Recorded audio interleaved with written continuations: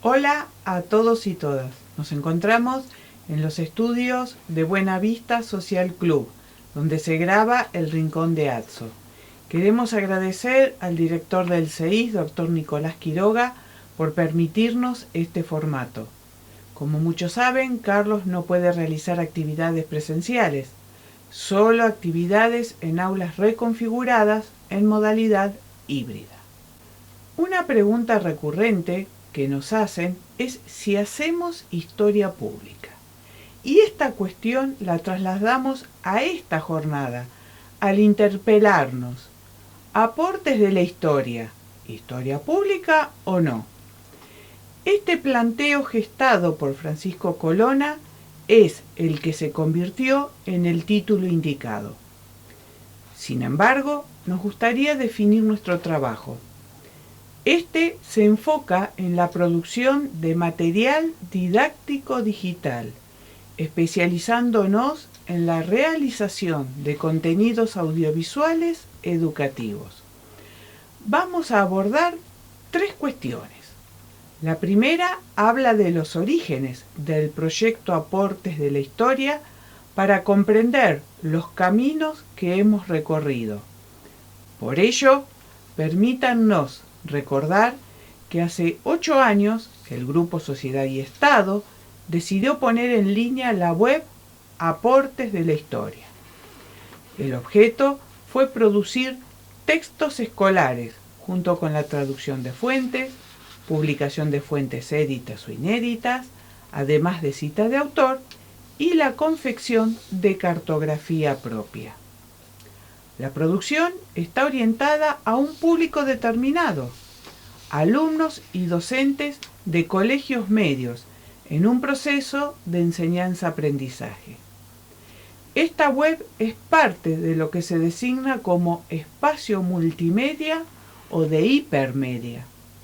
Es una biblioteca de material curado, abierto y flexible, cuyo futuro es ampliar la interactividad tecnológica, sumando herramientas de gestión e inteligencia artificial generativa.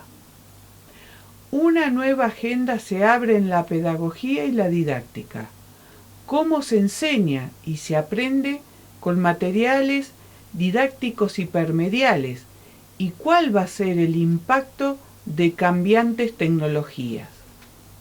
Desafíos que fueron señalados por Miriam Kapp en Conmovidos por las Tecnologías. En síntesis, sabíamos que era un área absolutamente vacante y decidimos ocuparla. Los textos escolares, Diana, que producimos siguen estas pautas. Se selecciona un contenido, se elige un autor y al menos una pregunta relevante que éste hubiera planteado, con su respectiva respuesta. Entonces, quien realiza el texto se convierte en un autor curador, pero además debíamos sumar fuentes y citas de autor que permitieran a los alumnos confrontar el texto con otras perspectivas historiográficas, ampliarlo o modificarlo. Entonces se convertía en un microcontenido digital cuya lectura no debe superar los 8 minutos, que ustedes pueden encontrar en la web bajo la aplicación Genially. Ahora bien, ¿era posible que esos microcontenidos digitales pudieran ser llevados a un formato audiovisual? Esta pregunta, Diana, surgió en el 2018 y la respuesta fue la serie Historias Mínimas que se publicó en la plataforma de YouTube en el canal de Aportes de la Historia como VOD o FVOD. Aquí surge la segunda cuestión. ¿Cuáles son los desafíos de transformar los microcontenidos digitales en un formato audiovisual? Especialmente cuando no teníamos formación y solo contábamos con la experiencia de los registros institucionales que muchos de ustedes conocen. Decidimos entonces estudiar el mundo del mainstream, distinguir y diferenciar que hay 3 momentos claves en un producto audiovisual. El primero es el proyecto o la Biblia, el segundo el enlatado y el tercero se denomina el formato. En ese universo nuestros productos audiovisuales son serie de no ficción, documental, historia. Ese momento lo denominamos de aprendizaje y experiencia.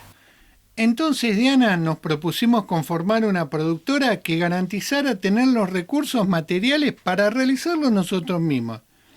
¿Qué debíamos aprender para realizarlo?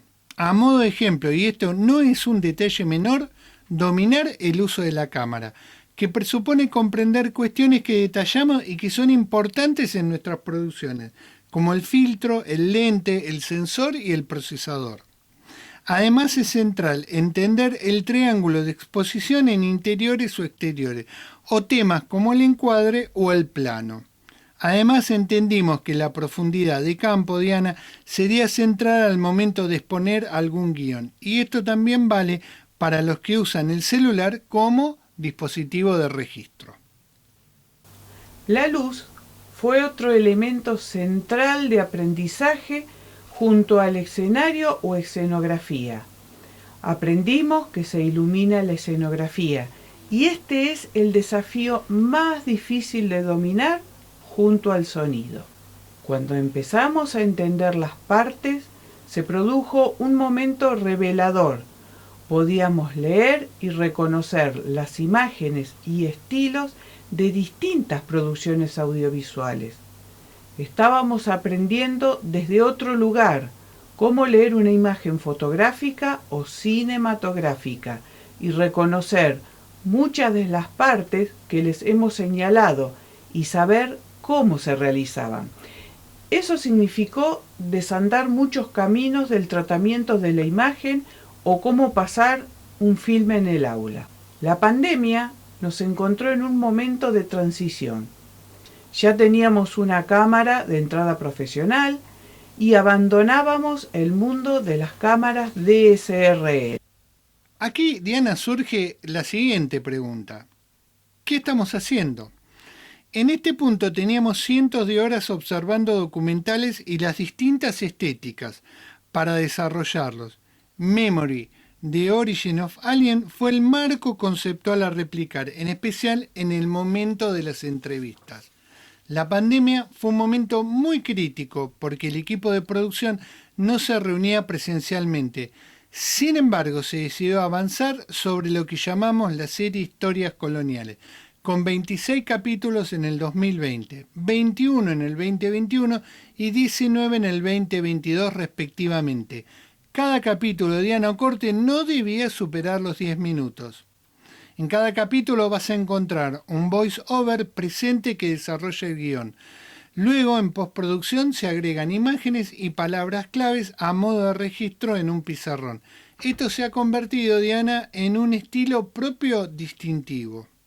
Siguiendo el esquema de cortos, nacen además las series Historia de las Independencias, luego Historias de la Antártida, y se suma Diálogos Antárticos, que es un proyecto entre aulas bicontinentales de la UNDEF y nuestra universidad. También están los cortos de instantáneas, pensados para analizar a los fotógrafos y su obra. Al mismo tiempo, en este cuatrimestre hemos producido Historias del Mundo Antiguo junto con la Cátedra de Historia Universal Antigua e Historia de la Globalización. Hemos participado recientemente en lo que denominamos la historia recreada, junto al antes y el después. Todas las producciones se depositan en la aplicación Genially. También nos propusimos conformar un editorial, donde publicamos en formato multimedia lo que se denominó microhistorias, y que buscan competir con las editoriales, y que es material de acceso gratuito. Un comentario aparte sobre el Rincón de Atzo, un video podcasting que se conectó con la diplomatura organizada por el CIED de nuestra universidad, que nos hizo entender que el proceso de enseñanza-aprendizaje iba a cambiar en las aulas universitarias a partir de la idea de aulas reconfiguradas con los formatos que propone la CONEAU. todos los materiales producidos iban a coexistir en el sistema presencial y otrora educación a distancia. Aunque enseñar presencialmente no es lo mismo que en el sistema a distancia, y esta es un área vacante que también ocupamos. Desde el año 2020 publicamos más de 85 capítulos de Rincón de Atso, que suponen 90 horas y 170 de producción. Entonces, Diana, nuestra producción se publica durante 30 semanas al año. Hay semanas en las que hemos alcanzado la meta de 3 producciones audiovisuales, pero el equipo realmente está preparado para publicar al menos un corto y una clase del Rincón de Atso, y cuenta con portadas que son una puerta de entrada del formato. Durante las otras 15 semanas se producen los guiones. Pero hoy, para nosotros, lo más importante es que durante los 12 meses del año participamos de los cursos que ofrecen las marcas de productos que utilizamos. Esto para nosotros es una alianza estratégica, porque nos convertimos en referentes de consulta para el público que adquiere esos productos. Y tengo que hacer, y vamos a aclarar, que no somos patrocinados por ninguna de estas marcas y empresas que las comercializan, ni recibimos canje ni ningún beneficio monetario. Este entrenamiento tiene como objetivo producir videos con calidad de imagen como lo que nos muestra Finland Art, pero para eso hay que acceder a cámaras homologadas para esa señal. En la actualidad tenemos un límite con nuestros equipos. Ahora, si uno compara nuestros inicios en historias mínimas con lo que vemos en historias de la globalización, es evidente que hoy dominamos la técnica audiovisual. Ahora bien, ¿cómo transferir todos estos conocimientos y estas prácticas? Bueno, eso ya no depende de nosotros, sino de otros que estén interesados. Encontramos 2 públicos, Diana, los que nos proponen y a los que les proponemos. Hay una máxima en las producciones audiovisuales que dice que la distancia más larga es la falta de interés. Entonces, cuando proponemos, lo hacemos solo una vez y no insistimos. Para finalizar, una vez definido brevemente nuestro trabajo, nos preguntamos si los materiales didácticos digitales producidos para un proceso de enseñanza-aprendizaje son parte de la historia pública. ¿Los formatos de no ficción, documentales, historia, integran la historia pública? ¿Qué conexiones podemos hacer desde aporte de la historia para transferir lo que hemos aprendido a realizadores que utilizan recursos audiovisuales para producir historia pública? O quienes simplemente están interesados en esta conexión. Y tal vez la cuestión que está generando muchos interrogantes es cuál va a ser el papel de la inteligencia artificial generativa en la historia pública, visto el impacto que esta inteligencia artificial tiene en producciones audiovisuales. Bueno, Diana, te dejo el cierre a vos. Bueno, hasta acá nuestra exposición en un formato especial y nuevamente queremos reiterar nuestro agradecimiento al director del CEIS, al doctor Nicolás Quiroga. Muchísimas gracias. Nos vemos, Nene.